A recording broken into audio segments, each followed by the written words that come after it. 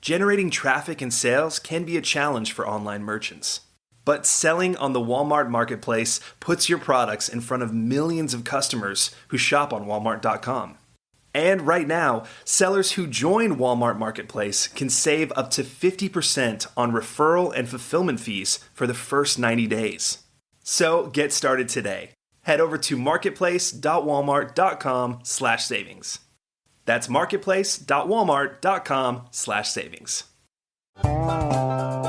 Welcome to E-Commerce Conversations, a podcast by Practical E-Commerce.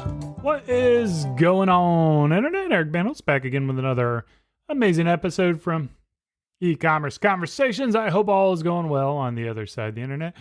Today, I'm talking with myself. Talking about 2022, doing a little year in review and talking a little bit about the future. What's going on at Beard Brand? What's going on as the manager of Beard Brand, or the dude who's trying to run this company and get it going the right direction? Well, let's just start off, cut to the chase. 2022, I think for me personally, was a very challenging year. It was not my favorite year of running this business. It's kind of interesting to say because we actually accomplished a fair amount. And I think that the challenge as an entrepreneur and a business owner is always kind of like that self-reflection. And am I doing things that's moving the company forward or moving it backwards or sideways?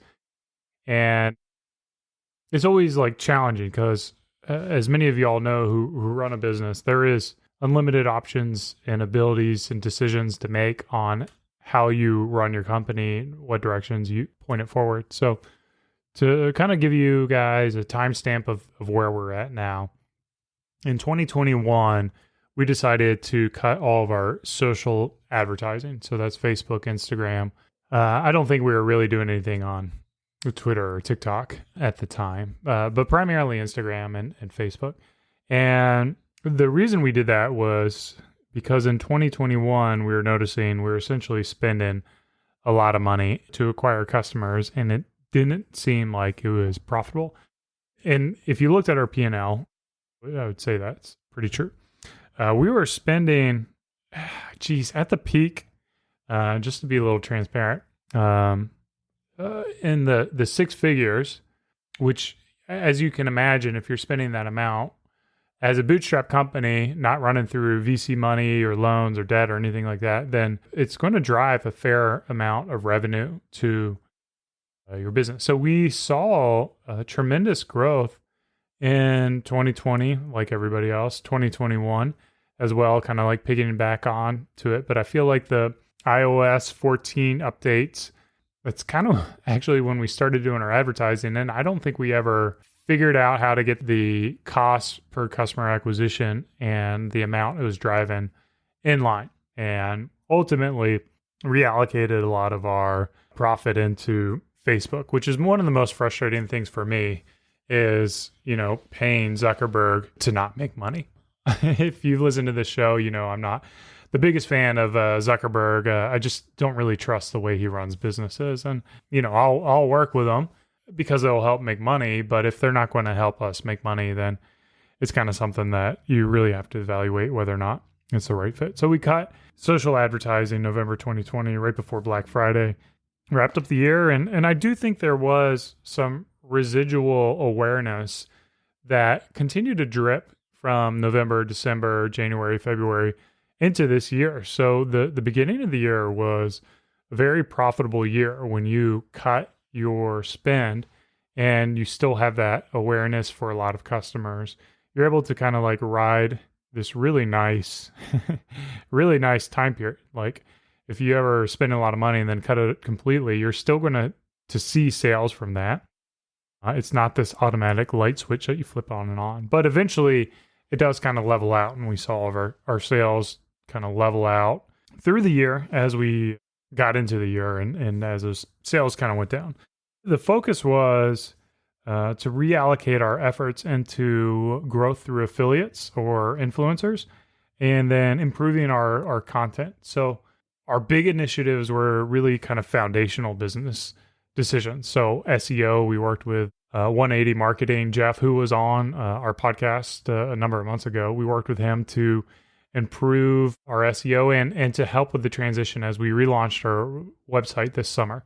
So SEO was a big opportunity for us. We improved our page speed on our website. Like we monitor it using Shopify's dashboard reporting, and I think we took it from like a 25 or whatever to probably about 45 to 50 is the score that we're getting now. We feel pretty content with that.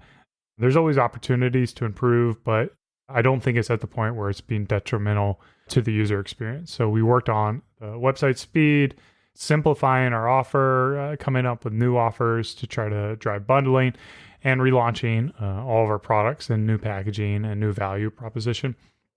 So there's a lot of things that we did. We accomplished a lot. If you look at where Beard Brand is in the beginning of 2023 and compare it to a year ago, it's really going to look almost completely different. So looking back, there are things to be proud of, but I feel like, the battle I always have in building a bootstrap business is this kind of, internal drive to grow the business as rapidly as possible and really, to a certain degree, deriding a bit of my ego or my value in what that top line revenue is, and seeing, ultimately what we saw is our top line revenue go down year over year. It was down probably about 27%. So it's not like it was flat at all. It was a big chunk that it went down.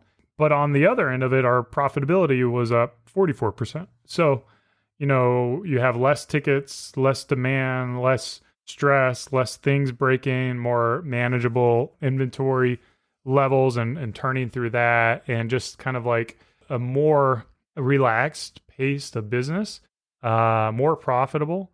But at the same time, I feel like you're seeing kind of like, it's almost like a glider. You toss the glider and it's, really fast, but eventually the ground's going to come and you're going to hit that ground. And if you're not doing the right things to kind of like propel that glider to go forward, like put an engine on it, eventually it's going to go down to zero. And I remind myself that we are doing things, we are working on building further relationships with influencers, and we are seeing growth in that. So for instance, I feel like building an affiliate network where working with influencers is like a really long game. Like it's building relationships, is establishing those relationships, it's talking about the products, it's educating them. It's not like you can just turn on an ad, pump a bunch of money into it, sell a bunch, and then go. So what we saw when we launched that at the beginning of the year was essentially we were only doing about $200 a week in affiliate sales, which, I feel like most brands and most companies would see that driving $1,200 a month and kind of give up on it because it's definitely not significant on our P&L at all. It is, you could argue, as a distraction from other opportunities we have. But I tend to think of things in, long-term strategies. And with that being, with the caveat that it is hard for me. It is hard for me to stay committed to things, but I know that commitment will eventually pay out. So we've been working on that affiliate, signing up additional affiliates, learning how to find the right affiliates and the right partnerships. And by the end of the year, we've gotten that up to about $1,300 a week. So what is that? 1,300 times 4 is $5,200 a month, which, is nothing to brag about, especially when on Facebook you could literally spend $1,200 in a day and theoretically drive through $5,000 of sales. But I feel like it's seeing that progression and that growth where we now have kind of like a new floor, a new foundation to be able to continue to grow on that in year 2, year 3, year 4, year 5, where eventually it becomes a machine where it doesn't take the same amount of investment and energy and you're reaping far greater rewards. And I've always erred towards those types of investments in the business. You'll see that with our YouTube channel. We've created thousands of videos over the past 10 years and built a couple of channels, one channel, 1 million subscribers, and one channel with 200,000 subscribers that get hundreds of thousands of views per video. And that's real awareness that we have, where producing one video now and producing one video 10 years ago is fundamentally about the same amount of investment, But now, because we've invested so much into that foundation of our audience and growing that audience, we're able to reap greater rewards from the same amount of effort. And the same thing goes with blogging and SEO optimization, where if we create a blog post, it's more likely to go to the top of the rankings now than 10 years ago when we were creating blog posts. So I'm a big believer in really building things that have efficiencies down the road, because the challenge with paid social is it's a hamster wheel that never ends. Like, you always have to be on it running. And I would imagine there are some kind of efficiencies that you can build at certain levels of scale as you bring your team up, or you get video editors and, kind of build a pipeline for advertising and creating compelling ads. But to a certain degree, you always got to be on it. And the work that you put into it will yield the same kind of work that you get out of it. And it's hard. Like, they make it seem easy. The people who are successful on paid social ads, they make it seem, oh yeah, you just create some compelling ads and you see the results of it. But we found it to be very challenging. I think the challenge with us and our business is that for us to be profitable on paid advertising, it pretty much needs to cost about $20 to acquire a customer based on our AOV and lifetime value and our cash flow and how conservative we are with our cash flow. And being able to acquire a customer at $20 customer acquisition cost is pretty challenging in today's marketplace, unless you have incredibly compelling advertising or a product that really stands out uniquely. I don't know how realistic it is for people to be able to acquire that. So for us, like, leaning on organic was a way to be able to acquire those customers. Now, there are some, despite these challenges and these frustrations, there are some nice things that happened this year. Like, our team was very stable. I don't think we lost or had to let go of a single team member throughout the entire year. We're excited that a couple of team members got pregnant, which is exciting to me. Obviously, that's challenging for the business for a short period of time, but that's temporary and it will pass. And it's exciting to see, people grow as individuals and kind of step into new roles in their family, and how that might give them new perspective and priorities in their life. And also to align with what we're trying to do at Beard Brand about building sustainability, obviously with the business, but also in life as well. And I think finding that balance between work and personal life is quite important. So when you see team members grow their families, you are able to kind of see that reprioritization of their life.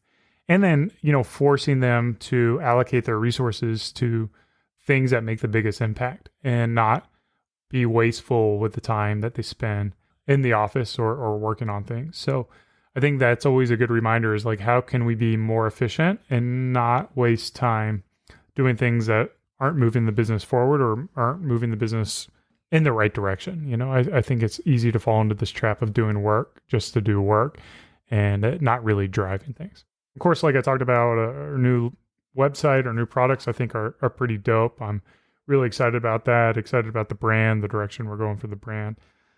But I do think another thing that's weighed on me as an entrepreneur and a founder has been remote work. I know everyone talks about how great remote work is and how, if you're building a business today, that you need to build a business that, hires people remote. But me personally, especially me with a couple of kids, working from home is completely different than working in an office. If I'm around, as much as I try to set, boundaries and limits to my availability, there is this pressure to help out around the house or to, answer the door when UPS comes by, or to, help with the kids or watch the kids if something's going on. So I'm maybe in the minority, but I really do enjoy working from the office. I do feel like the fact that a lot of my team chooses to work remote makes it challenging for me, because you replace the chaos of working from home with the isolation of coming in the office when no one's in the office and I'm the only one here. That can be kind of isolating. So I will end up in the barbershop here at the Beard Brand office and talk to customers. So there is the human element I'm still getting, but being able to work closely with someone on a work project, I feel like is one of the most rewarding things, to solve challenging problems that you face and do it together with other brilliant people. To me, is just something I enjoy. So as we go forward, we're going to, I'll talk a little bit about what our plans are for 2023 in a little bit, and how we're going to kind of address, the challenges of 2022. I think another issue that we ran into is, the transition of our distribution model. And this will kind of lead into 2023. But basically, we're going to be wrapping up selling with Target and big box retailers and reallocating that focus to Amazon. And essentially becoming an e-commerce business at a very high percentage. Bricks and mortar will be a very, very small percentage of the business going forward, as we've built our team out to kind of handle that online sales channel. So you guys know I hate Amazon. I'm not a big fan of Amazon. And I'm kind of like, they're pulling me in, kicking and screaming. But the reality is, in today's marketplace and what's facing our company, it was a necessary decision for us to, dip our toes back into the Amazon. And I do that very fearfully with the fact that Amazon could end up cannibalizing a fair amount of our sales. So trying to develop a strategy that allows us to serve people who like to buy on Amazon, as well as giving our customers, our loyal customers who buy straight from beardbrand.com, a unique experience that they can't get on Amazon. So to a certain degree, it is like it's always been, and I think people should always view Amazon this way, is like running an Amazon business is different than running your own website business, your .com business. You need to think of your customers different ways. You need to think about the value you're bringing to those customers in different ways. And you got to think about how you can serve them in different ways. I feel like the people who choose to buy from a brand directly are going to be your most loyal fans, and it gives you opportunity to really surprise and delight them and offer them things that they're not going to get by just buying commodities on Amazon. Whereas your customers on Amazon, I feel like, are really going to value that speed, that 2-day shipping or fulfilled by Amazon. They're going to value the selection and choices that they get from their shopping experience. And I don't really know what else customers get on Amazon, just that a lot of availability and options are there, and you get it pretty quick. I guess you could argue that the prices are lower, but what I've seen is a lot of brands are actually going with a higher price tier for their products on Amazon when they also sell on the brand, to kind of factor in the cost of selling on Amazon. What we're going to do is the line that we sold on Target is essentially going to be the line that we sell on Amazon. So hopefully we're not going to see a cannibalization of our products, and instead we'll be able to transition our Target customers to Amazon, where I think there's probably a lot of overlap for people who buy at Target and then also shop on Amazon. So it'll be interesting to see if we actually grow our top line, or if we're just reallocating our resources from our own platform to Amazon. And if that's what we see, if we do see this reallocating it, then I'm not afraid to shut down Amazon again and just focus on a Beard Brand. I do think there's opportunity at our company to really improve the focus of growth and marketing as a whole within the company. And that entails our organic content and emails, SMS, or messaging or ads. So I'm going to try to bring on somebody to work closely with me internally. So if you're a listener to this and you don't have a business and you kind of want to get your toes wet into e-commerce, work with a pretty cool brand with a proven product, then head over to careers.beardbrand.com and see if that opportunity might be right for you. Just some tips. If you really do want that job, I do want to work with you in person. So you got to be here in Austin or willing to relocate to Austin. And I really do have a low tolerance for grammatical mistakes for this role. Communication is pretty important, as you're going to be communicating to our customers. So So any kind of typos or spelling errors in the application process is a red flag for me. So especially if you misspell Beard Brand. Beard Brand's one word and only the first B is capitalized. Anyways, that's kind of like a side rant for me. We'll try to grow through Amazon. It'll be interesting to see what kind of growth we see or what kind of sales we see without advertising on the platform. And then, if I bring on the right growth person or the digital marketing person, what kind of opportunities they might be to convert or drive traffic through sponsored ads on the Amazon platform. In addition to that, we haven't sold in Europe in a number of years. And I think there's going to be opportunity to grow the business in a new platform and new countries. And I think it's easy for a lot of online businesses to be like, oh yeah, we'll sell everywhere. We'll, just get our product and put a label on it and do that. But I think there's a lot of, similar to selling on Amazon, selling in a different market, there comes a lot of logistical challenges, and that can be customer support, that can be regulatory requirements for your products and packaging. That can be, taxation and making sure that you're paying taxes to the right governing bodies. I'm a big believer that you should always be focused on growing your core markets to its limits before you kind of jump and add a new channel. So I do believe there's a fair amount of marketing opportunities in those audiences, but is it going to be worth the logistical challenges that come along with it? I don't know. So it's kind of like my first priority is going to be getting Amazon up and running and seeing what kind of potential that channel has and how we might be able to grow that. And then if we do see Amazon doing well and kind of stable and, established, then how we might be able to allocate resources into Europe and trying to grow Europe.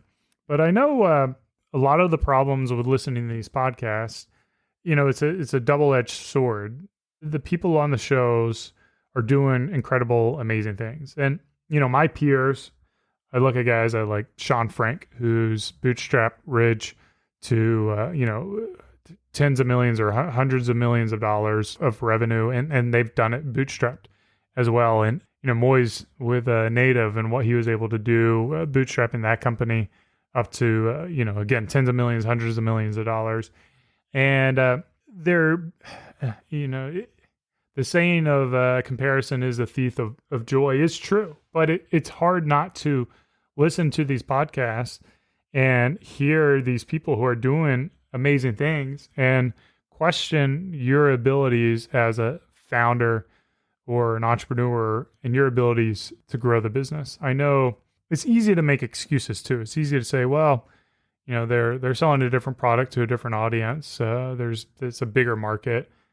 But at the same time, I don't like that victim mentality. I don't like excusing, performance. I want to take full responsibility for the success and unfortunately take full responsibility for the failures that happen with the organization. So when the company scales back, even though I know it's strategic and we're focusing on bottom line, it still is psychologically challenging. And it does kind of bum me out, for lack of better terms. And it doesn't make me happy. I almost feel like being an entrepreneur, running a business is just suffering and suffering for long periods of time because, you have these ideas of what you think the business can be. And then if you're lucky, you get to those levels. But once you get to those levels, it becomes the norm and you're on to what that next level is. So you never really get full satiation from achieving your goals. You just have this comparison. And then, let's say you're a new entrepreneur and you want to get up to a 7-figure business, $1 million business. You think that will be it. And then you have $1 million business, you make $100,000 a year, you live a good life, you're free. But when you get there, you find out it's not like that. And you want to get to 5 million, and then you want to get to 10 million, and then you want to get to 20 million, 100 million. And it never ends. And it's hard. It's really hard because, you don't really have those celebrations. I mean, maybe you do, maybe people do, maybe people sit back and just really celebrate everything they've built, but I haven't been able to, and I was texting Dennis Hegstad, who's been on this podcast episode a couple times. I'm going to bring him on soon. He's got another app to help e-commerce business owners. We'll talk about that in a couple of weeks, but I was saying, like, realistically, 2022 was a really rough year for me. I would say it's the worst year since 2019. So it's been a long time since I've had a bad year. And with that being said, my rough year is still what a lot of people would wish for and what I would wish for 10 years ago when I started this business. So I need to find better ways to remind myself that, even though this year sucked, and I'm not pleased with how things went, that to a certain degree I've won. And it's the journey that I need to focus on in the present and the problems I'm solving today that I need to focus on to be able to, I wouldn't say find joy, but find contentness in my life, to be able to be okay with the fact that the business has not grown like I think it could or it should, and being okay with the fact that, maybe I don't have the abilities that I thought I did, or maybe the business doesn't have the runway that I thought it did, or maybe the time is just not right now. And as I continue to persevere to solve these problems, that I'll be able to find those solutions and elevate the business to what it may be. It's just going to take longer than I thought it would. So it's a struggle. It's certainly a struggle. And it becomes more of a struggle the more I kind of hear about other people winning. So I guess this rant, this episode, kind of talking about where we're going is really for the people out there who might be struggling too. And understanding that it's normal to struggle. It's normal to have steps backwards. It's normal that it's not always up and to the right, or at least for me, I should say it's normal.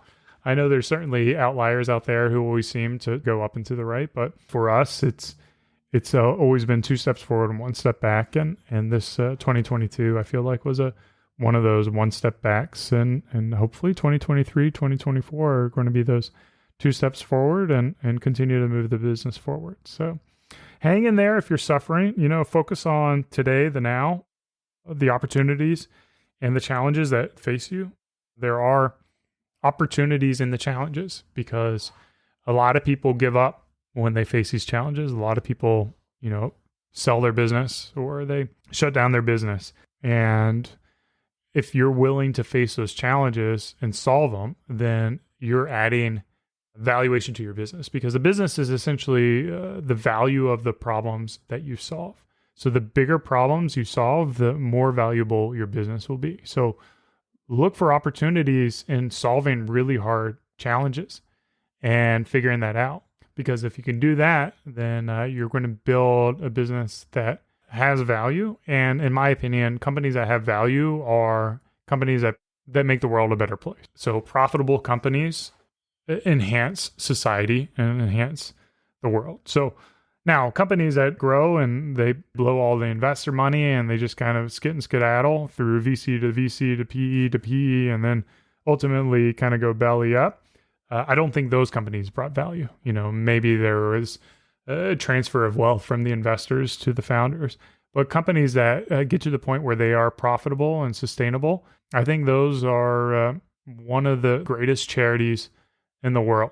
I feel like if you think about it, a company that's profitable and sustainable, they feed and house all the employees and, of course, the value and the wealth that those employees have to be able to impact their society. So big fan of entrepreneurs, big fan of people who bring value to and make profitable companies that are sustainable. So for those who are out there doing that, finding their way to profitability, struggling through setbacks, I commend you in your efforts, and I encourage you to continue working on that. So a little bit different, no interview here. Hope you guys enjoyed it. Again, if you want to work with me, I think that'd be pretty cool. But like I said earlier, got to be in Austin. Hit me up on Twitter. Banholtz is my Twitter name. Hope you guys had a better 2022 than I had, and I hope you guys have an amazing 2023. As always, thanks for listening. Cheers. Keep on growing.